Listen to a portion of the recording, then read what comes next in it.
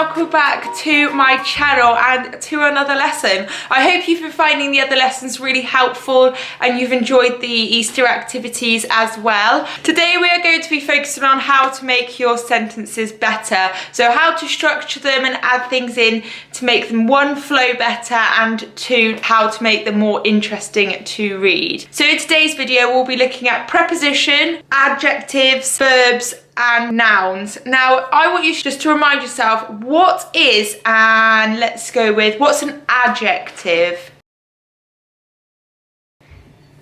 Yes, an adjective is a describing word. Well done. Okay, what is a noun? What's a noun?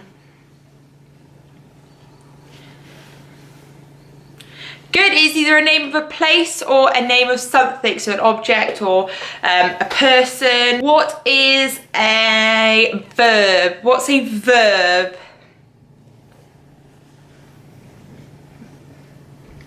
Yes, a verb is a doing word, okay? So it's normally describing what something is doing. Okay, and the last one, which some of you may not have heard of before, what is preposition? Preposition.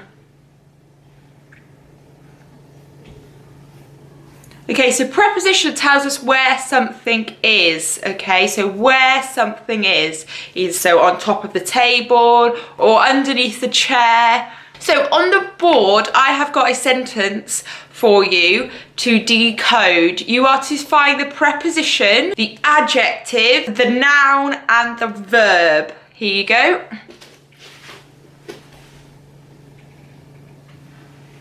Okay, so we're going to start off with the noun. Where is the noun? Where's the thing? Where's the object or thing that we are describing, that we're talking about? Good, castle. Fantastic. Castle, well done. Okay, where's the adjectives? Is there only one? How many adjectives are there? Good, dark and gloomy, because dark and gloomy are describing the noun. Okay, where is the verb? The verb, so the verb is the doing word. What is the castle doing? Good, it is stood.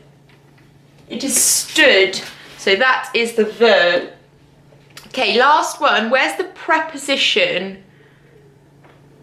Where's the preposition? So preposition, I remember it from position. So where is the position of the castle? Good, on top of the hill. Okay, because that is where the castle is. Fantastic. Okay, so I'm going to stop you here because I'd like you to see what else you can notice in this sentence. What punctuation can you spot in this sentence that we've used? Good, so we've got a full stop here. We've also got another bit of punctuation in here. Good, we've got two commas. Now, I've got a comma here because after a preposition, if it's the start of the sentence, it needs to have a comma, okay? So after the preposition, there needs to be a comma, and then in between two adjectives, there also needs to be a comma, okay? We call this an expanded noun phrase, okay? An expanded noun phrase, two adjectives and a noun.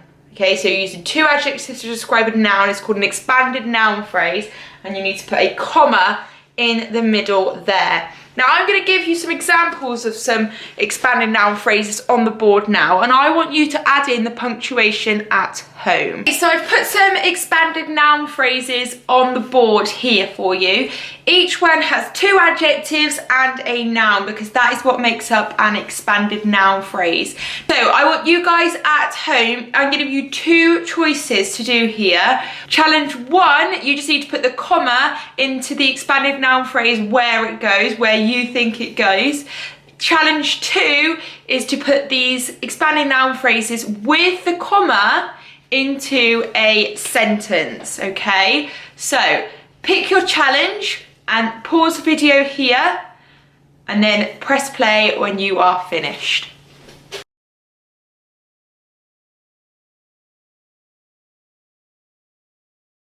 Okay, so I'm going to do challenge 1, but if you have done challenge 2, I would like you to just double check that you have put the comma in the correct place, okay? So, expanded noun phrase number 1, pink fluffy unicorn.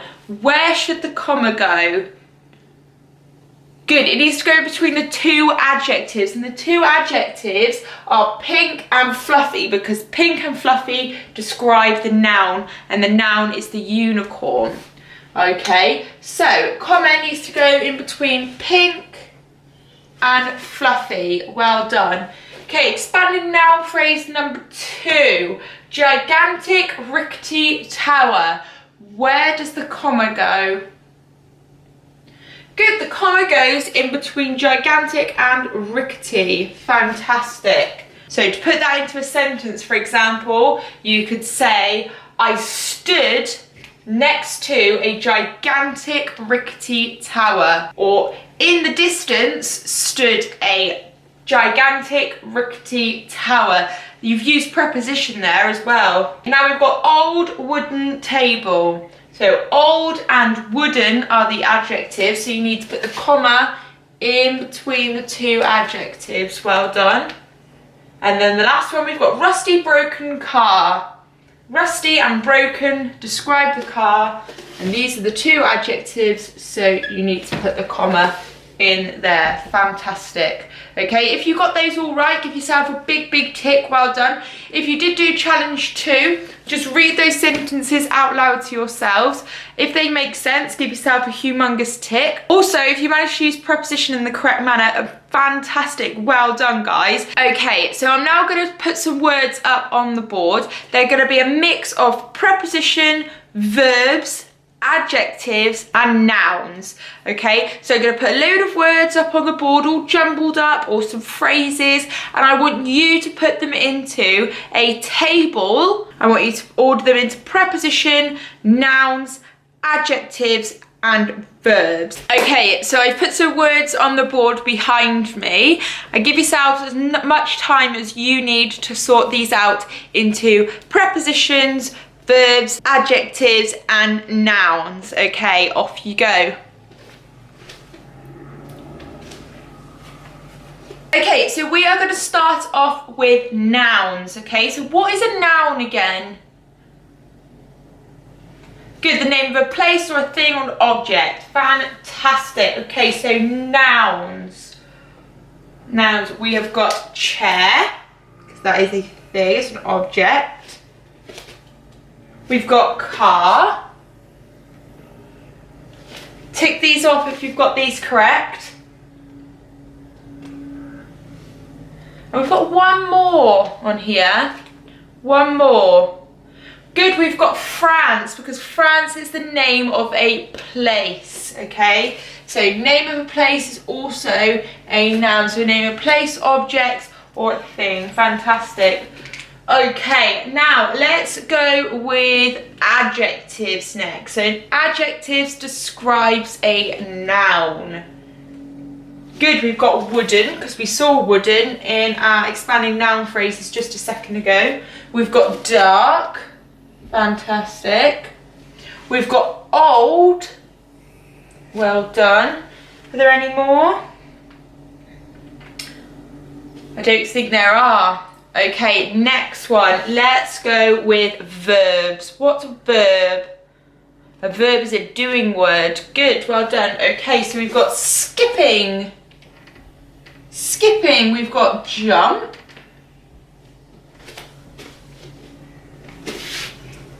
We've got running, and we've also got one more. We've also got one more. Good, we've got went. Went is a verb. Okay, so the last one we've got then is our preposition. So preposition tells us where something is. So we've got on top. So it's telling us that something's on top of something. Well done.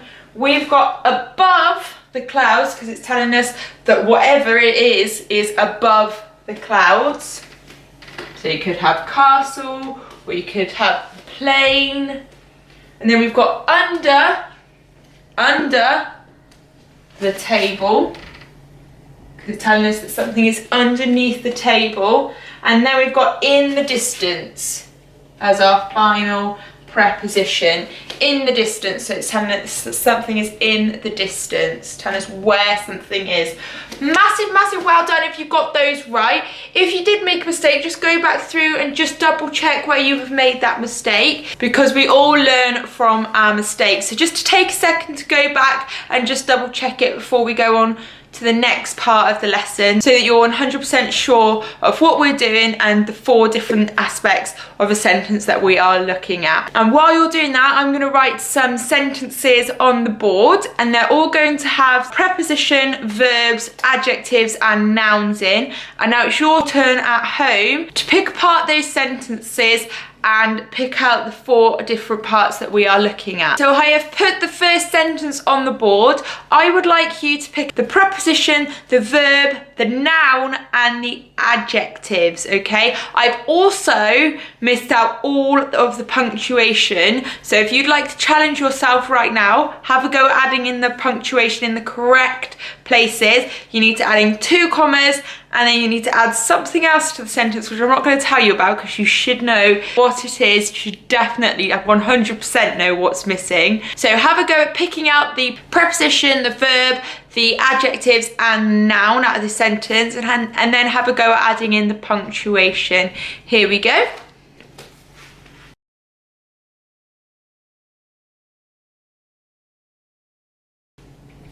Okay, so let's start off with identifying the nouns. Now there are 3 nouns in this sentence. If you spotted that, well done. So there's one within our preposition, and then there's one for a name, and there's one for an object or a thing, okay? So we've got table, so that is a noun, well done. And then we've got Mr. Twit, well done, who is a noun because it's his name. And then we've got spaghetti here, because we are actually describing the spaghetti. Fantastic, well done. If you've got all 3 of those, well done. Okay, and the next thing that we're going to look for is the adjectives. So remember, the adjectives describe the noun. Good, we have got revolting and slimy. Fantastic. Now if we've got 2 adjectives, what do we need to add in the middle? Those 2 adjectives, remember it's an expanded noun phrase. What do we need to add in the middle? Fantastic, a comma. We need to add a comma in the middle of our 2 adjectives. If you managed to spot that, fantastic, well done. And then the next thing we're going to look for is the verb. So the verb is the doing word. The verb is the doing word. What's Mr. Twit doing? Or what has he done? Good, ate. He ate his spaghetti. He ate his revolting, slimy spaghetti. So ate is the doing word. Well done. Okay, now the last one, the preposition. Where is Mr. Twit eating his spaghetti? Where is he eating it? Fantastic, on top of the table. Well done. Now, who can remember what we need after our preposition? What punctuation do we need after our preposition? Fantastic, we do. We need a comma. Massive well done if you got that right. Now we are just missing one more bit of punctuation off this sentence. Really important part of the sentence actually. Comes at the end of a sentence. What am I missing? A full stop, well done. Don't forget that punctuation of the end of your sentence. Otherwise, you're just gonna have one really big sentence. Okay, so we're gonna do one more of these together. So I'm gonna do the same thing. I'll write the sentence with no punctuation on the board, and I want you to identify the preposition, the noun, the adjectives, and the verbs. Okay, so I'd like you to identify those 4 things in the sentence and then add in the punctuation for me. Okay, so like I said, I've put another sentence on the board for you. I would like you to identify the preposition, the verbs, the nouns and the adjectives in this sentence, and then I'd like you to add in the correct punctuation. So again, we're missing 2 commas, and we're also missing another bit of punctuation. So here's the sentence on the board.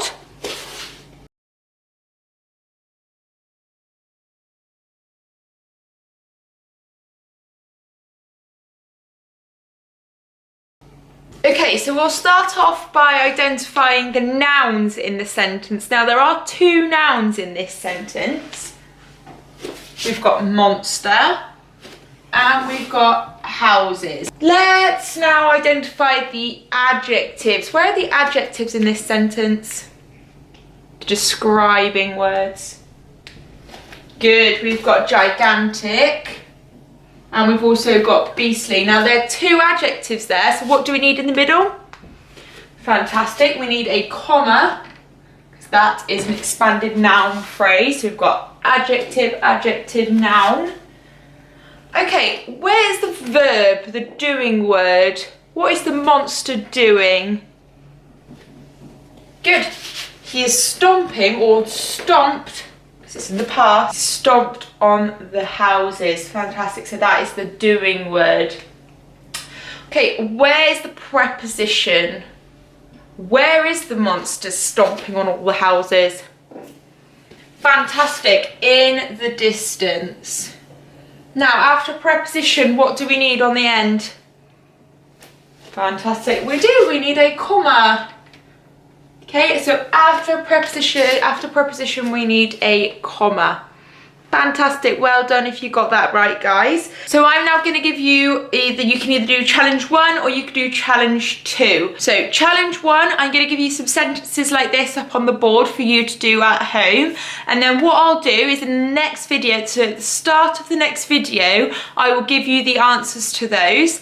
Challenge 2, you can make up your own sentences using a similar format to what we've done on the board. So using preposition, using a noun, using a verb, using some adjectives. You can make up your own sentences. And if you would like to send them to me, I will just pop my Twitter account here for you to send them to me if you'd like me to have a look at them. That is absolutely fine. So yeah, totally up to you which challenge you want to do. If you're doing challenge 2, pause the video here and go and do your sentences now. If you'd like to do challenge 1, just stay where you are and I will write some up on the board for you to do. And like I said, I'll give you the answers in the next video. Okay, so I've put the sentences up on the board for you to have a go at if you're doing challenge 1 at home. Have a go at doing these, and then like I said, in the next video I will give you the answers so that you can check these at home.